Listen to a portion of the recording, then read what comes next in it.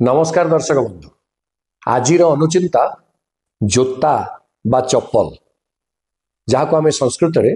उपान बोली कहे बा पादुका बोली कहे कौन ये जोता आ चप्पल व्यवहार करने द्वारा तार जो व्यवहार कौन आमको शिक्षा दौची शुणु शास्त्रकार कौन कहते कंटका घात कष्टानि स्वयं शोढ्वाप्यकुंठिता परपाद तलं पाति साधुत्वे नैव पादुका पादुका बा चप्पल बा जोता जहाँ आपण कहतु से पर पाद तल को रक्षा करुच्ची कौन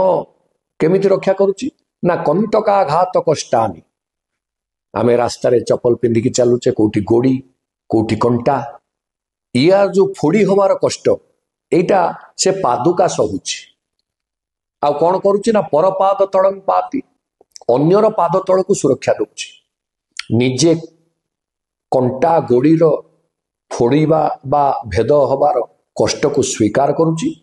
अन्यर पाद तल को सुरक्षा दउची एई होची साधुर चरित्र तेणु साधुत्वे नैव पादुका पादुकाटा साधुत्व अवलंबन करी एकथा करुथिबारु तार चरित्र मध्य